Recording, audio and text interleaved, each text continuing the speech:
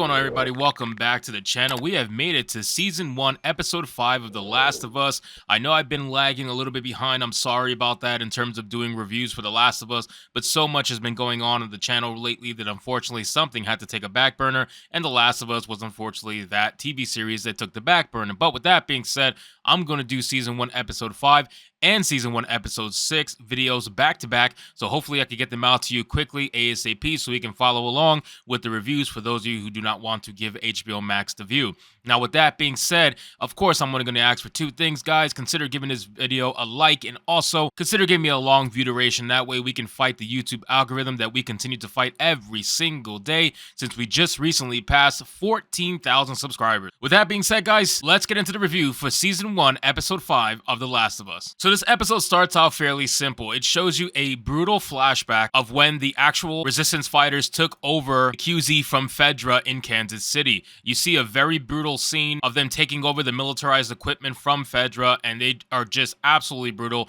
And this is when you see the first time Henry and Sam showcasing their escape from the QZ and from Fedra and from the Resistance. Then you fast forward and you see the Resistance leader trying to do an interrogation to a group of people who they call collaborators, which essentially are people who were supporting Fedra against the Resistance. Now, my biggest issue with this, and I know a lot of people, or I shouldn't say a lot of people, but a lot of Twitter people are going to give me a problem with this, is the fact that I just don't buy that this woman is leading all of these men in a post-apocalyptic setting. This woman who looks very comfortable, who just doesn't have the voice for it, doesn't have the demeanor for it. She doesn't sell an evil woman to me, in my opinion. She's very soft-spoken. She's almost soccer mom-like. I just don't buy that this woman is leading all of these rugged-ass, testosterone-filled dudes with all kinds of weapons and guns, and she's leading them and they're listening to her. I just don't buy it. Now, they end up explaining why she is in charge later on in the episode, but again, it doesn't land well for me. I'm just not buying that this woman is truly leading these men. But of course, they need to have their girl boss in The Last of Us, and she's going to be it. Now, she does say that they are going to threaten the lives of these people if they do not give up the other collaborators that were working with them, and she tries to pretend like nobody has to die if they just give up the information. But of course, we all know that that's a lie, because whenever somebody who is a bad person ends up saying something like that, it is never to be believed. So nobody seemingly wants to give them up, and she ends up leaving the room and telling them to shoot every single one of them. And when they do, one person ends up giving up the location of who she's asking for, and she ends up wanting to get rid of them and kill them anyway, and says to burn the bodies and leave no evidence. So for somebody who fought Fedra and tried to do an uprising, you surely are no better than Fedra themselves, because Fedra did the exact same thing. Then you continue the backstory and you see Henry and Sam working their way up a building where they end up going to the attic where they found Henry and Sam before. If you guys remember in the last episode, the Resistance group ended up finding this specific attic where they saw drawings from Sam, and they also saw food that Henry and Sam were obviously sharing. So they're showing you the flashback of how they discovered this particular attic and who helped them, and lo and behold, it's the doctor from the last episode that ended up getting shot by the Resistance fighter because he would not give up the location of Henry and Sam, even though he said he never knew Henry and Sam or never helped them. He didn't give them up, and he obviously did help them, and he did know them. And this all gets explained later on in the episode. So in this iteration of Henry and Sam, Sam is deaf, and this is something that I just don't see the point in doing this. Obviously, they did it for diversity points, but at the end of the day, I know some people are going to shill for it and say, oh, this is so amazing that they did this. This is great. This adds to the diversity of the show. This adds to the context of the show. It's like, this does nothing. You made Sam deaf. You took away everything, all the communication that he ends up having with Ellie, that kind of closeness. Yeah, you do see them still get close, but you kind of lose a little bit because the guy is deaf. But listen, they're going to do it anyway. It is what it is. I don't really care because the ultimate premise of the story stays the same, and that hasn't changed. So if you want to make Sam deaf and make it just that much more uninteresting, that's all the power to you. So they have a little bit of communication between Henry and Sam where they're talking about the doctor, and then Henry ends up giving Sam some crayons where he starts drawing on the walls, and that's the same drawings that you found in the last episode. Henry had ended up telling the doctor that they could survive for 11 days on the food if they were to stay in the attic. Then 10 days pass, and Sam is extremely hungry. He's looking outside with Henry whether or not it is safe to even leave, and then Henry ends up telling Sam that the doctor will come back, don't worry, because Sam keeps on asking for him because they're waiting for the doctor to come back before they leave. Then as time goes on and nighttime falls and then daytime rises again, he realizes that the doctor is not coming back, and he tells Sam the bad news, of which he tells Sam to close his eyes, and then he ends up drawing some war paint on Sam's face, and that's how he ends up looking how he did in the last episode where they hold up Ellie and Joel. So they escape from their location in the building that they were in, and they end up finding Joel shooting the men that he shot when he was trying to escape from them in the first place. So it's kind of like the revelation that Henry was there the entire time that Joel was fighting the other resistance fighters. Then they go upstairs because they know Joel and Ellie were upstairs and they were following them, and they made sure not to make much noise on the glass that they saw that Joel left at the front door.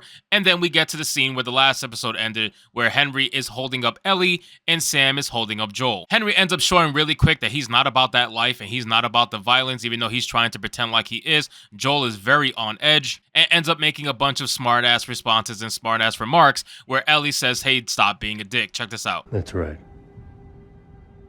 It's a weird fucking tone, man. That's just the way he sounds. He has an asshole voice. Joel, tell him he's okay. Everything is great. Dude. Fuck. So I think that was pretty funny because that is very Joel-like, and I do appreciate that they are keeping that sort of a tone. So obviously, everybody's very much on edge. They tell Joel to end up sitting up, and he does sit up, and Henry explains that he is the most wanted man in Kansas City. Then they share a meal together, and they start to explain their situation and how they should end up helping each other, but Joel doesn't want to do it initially, of course not, because Joel is all about surviving and being on their own. And the next day comes, and you have Henry and Joel overlooking the city trying to explain the situation amongst each other, and Henry ends up telling Joel that he's going to help him escape the city, which Joel doesn't understand how he's going to do that. But Henry says he is not a violent man. He actually held up Joel with a non-loaded gun and had no intention of killing them whatsoever because he's never killed anybody. But that he knows the city, he's extremely intelligent regarding the city, and that's how he's going to help Joel. And Joel's going to help Henry and Sam escape because Joel can kill, which Henry saw firsthand when Joel was shooting those guys. So Joel, of course, doesn't want to do it, and Henry ends up telling Sam that Joel and Ellie are going to help them escape, which he reluctantly, obviously, is going to agree because he doesn't want to say anything to the kid. And then they start formulating a plan of how they're actually going to escape the city. Henry ends up saying that he knows a tunnel pass that, according to Fedra, is going to be completely empty, that's going to allow them to escape the city because all the infected have been ran underground by Fedra before they were eventually overtaken by the resistance fighters. And that Henry's the only one that knows that. The resistance fighters do not know that fact, and that's why there will be nobody in the tunnels to stop them when they actually end up going there. Check this out. What if there's more? Or one of those blind ones that sees like a bat. Wait, you ran into a clicker. 2 of them. And you're still alive. You see? You're the right people. So they end up saying it's a super dicey plan, but they're still going to go with it anyway because they have nothing else to go with. And then they begin their escape. So they go down into the tunnel. They start to explore it, obviously, and they realize that it is, in fact, as empty as initially thought. Then they start to see drawings on the wall that look like kids' drawings. And then as they open the door, they realize that it is actually a long-lost school kind of like bunker that must have been there or existed after the initial fallout of the virus. This is where people lived and stayed underground and tried to have some sort of resources available to them to survive. And they were teaching kids school and stuff like that. And obviously, Joel makes the comment that they must not have followed the rules that were listed on this door because these people no longer exist and they are all probably dead, infected, or they ended up leaving. Ellie and Sam end up sharing their first little, shindig together where they share a comic book because they are both ironically collecting the same comic book but different issues, of course. Then Henry and Joel have a little bit of a moment where Henry actually explains to Joel that he lied to him initially, that he did actually get someone killed, and that someone actually ends up being the brother that belonged to the sister who is currently in charge of the resistance group. Take something big. So I gave them something big. That one green man. The leader of the resistance movement in Kansas City. And Kathleen's brother. So it's revealed that he knew Kathleen's brother, and that's it. That's the brother that was beat down by Fedra, that she's on this entire personal vendetta for. And the whole reason she's on this vendetta is because she's trying to get revenge for her brother that Henry ended up giving up to Fedra in return for medicine to battle leukemia to help save Sam. That's the entire story here. So Joel ends up saying that he's not a bad guy for doing that, and then they continue. Now we have a scene where Kathleen is in her initial room that her and her brother shared when they were younger. She has a moment with this particular guard over here and talks about how that the room wasn't a room at all, and it was just 4 boxes, four walls in a box that they needed to escape from, of which he says, "We're with you. You're a great leader, just like Michael was her brother." And again, I just don't buy that this woman, this soccer mom looking woman, is leading a group of 100+ rugged ass dudes with weapons. I just don't don't believe it, especially considering that now you realize that this is a whole personal crusade. This is a vendetta. This whole thing has to do with her getting revenge for her brother, and she's willing to sacrifice anybody in order to get that revenge, and that's what makes her a terrible leader. So I just don't understand why they are trying to poster her up as some sort of fantastic leader when she's not. And then we end up getting to a point where they almost get to the end and they're almost out of the city. They think they have won, and all of a sudden somebody takes a shot at them and they realize that a sniper is trying to take them out from a tower. Joel ends up saying for them to stay where he's going to go and go take the guy down himself. He does end up sneaking up onto the tower and begging the guy not to do anything because he has the guy up at gunpoint. Check this out. That's all you have to do. Please don't do it. Please. So obviously the guy was not going to do it, and Joel shot the shit out of him as expected. So he realizes that the guy who was in the watchtower was actually working with Kathleen and had notified them that he found them in front of his location and they were already on the way. The resistance ends up showing up and they end up destroying all the vehicles in the way, trying to chase Henry and Sam down with Ellie. Obviously, Joel's still in the tower and he's trying to provide cover fire with the sniper rifle, but doesn't shoot initially yet because he doesn't want Kathleen to know that he's there yet. Kathleen ends up telling Henry to come out and the kids don't have to die, but they're going to die anyway. Henry says that kids shouldn't die, and Kathleen says something really cold to the lines of, well, kids die every day, so this is nothing different, and you ruined the entire situation simply to save one kid, and if one kid is really worth it. Henry agrees to step out, and when he steps out, she gets ready to shoot him, and then at that point, the truck that Joel ended up shooting the driver in, they crashed into the house across the street, ended up blowing up into the ground and thus opening the ground from the infected that had been driven underground the entire time. The infected swarmed the ever-living hell out of all the resistance fighters and all hell breaks loose, and this is probably the best scene in the entire episode. Check this out.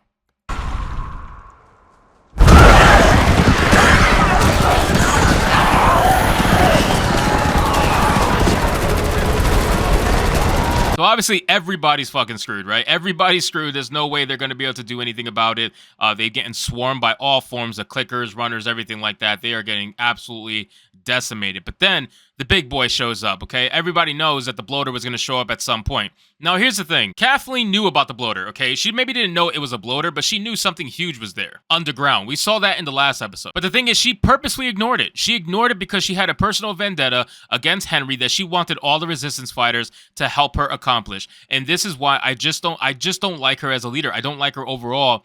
I just don't buy it. But even if she was the leader and I'm forced to buy it, she's a terrible leader. Honestly, she is. And maybe she's just flawed. It is what it is. But the fact of the matter is she knew exactly what was going on the ground with the other guy. And they both kept quiet so that they could keep chasing Henry. And that ends up being the downfall of the entire resistance. Not only that, the people that went with them to go chase Henry and Sam, that's not all of the people.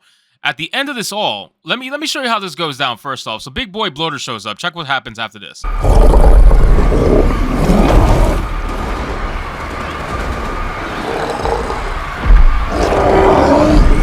So right off the bat, I'm going to say it, the bloater looks fantastic. They did an amazing job on the detail with the zombies in this show. I'm going to give them that credit. The practical effects are fantastic. I saw a video of how they set up the suit and everything. It's great. They did a fantastic job. He ends up telling Kathleen to run because she needs to save herself. And when she runs away, obviously he's not going to live. He's going to get absolutely destroyed by the bloater in the most gruesome way possible. The bloater ends up grabbing him just like in the game and tears his head off. Check it out. Ellie ended up hiding inside of a car of which a child clicker, ironically, ended up jumping inside of the car. She runs out. The clicker ends up getting stuck inside the car. Joel's providing cover fire as Henry, Sam, and Ellie try to run away. And as they get closer to running away, Kathleen ends up stopping them and looks like she's about to shoot Henry because she is so desperate to get her personal vindication, but that ends up being her downfall, and that's probably the best part of this entire episode, aside from when they got swarmed. Check it out.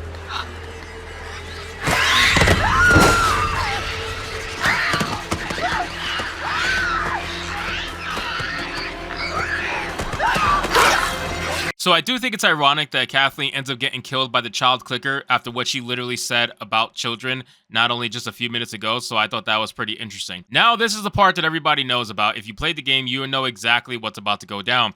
Henry ends up telling Joel that they're going to stick together, and they think they're willing to go, and Joel thinks that they should stick together as well. that they're going to go together to Wyoming, and they're going to endure and survive together. That's the whole title of the show. It looks like everything's about to kick up into a positive note. Henry ends up smiling, realizing that he's no longer alone, which is something that they were really looking forward to. And Henry says he's going to tell Sam in the morning about the fact that they're not going to be alone anymore, and they were going to go with Joel and Ellie, which will make Sam very happy. Then you see Ellie and Sam together inside of the room, and when they're together, Henry ends up telling Sam to go to bed. Obviously, Sam doesn't want to go to bed. They start talking about comic books and stuff. Then they start writing to each other on Sam's pad, and Sam says, "Have you ever been scared?" Ellie says, "I'm scared all the time." Sam says, "If you turn into a monster, is it still you on the inside?" And then he shows that he was actually bit during that entire altercation. So Sam is royally screwed. Ellie ends up showing Sam her wound that has healed and says that her blood has immunity. She ends up trying to take her blood and rubbing it on Sam's wound and hoping that that's going to cure Sam. Then they decide to go to sleep, but thing is, they wanted to stay awake initially, but obviously they're not going to be able to stay awake all night. Ellie ends up passing out, and when she wakes up in the morning, she sees Sam facing the other direction, and she talks to him, and this happens.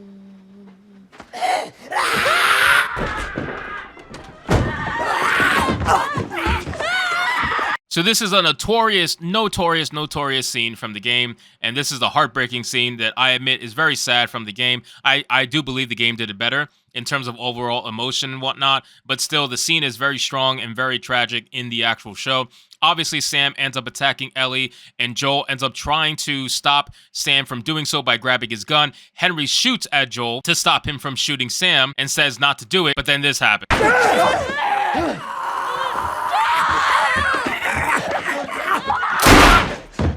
So Henry ends up having to kill his little brother Sam, and that is a super sad moment in the TV show and a super sad moment in the game. I still think the game did better, but of course, I do appreciate that they tried to stay as accurate as possible in this particular moment. Now, Joel ends up trying to talk Henry down, of course, because he just realized that he killed his own brother. He doesn't understand what he just did. He cannot fathom what he just did. Obviously, his emotions are through the roof. And then what ends up happening is that he ends up taking his own life because he can't deal with the fact that he killed his brother. Check it out. Gun. Give me the gun, Henry. Give me the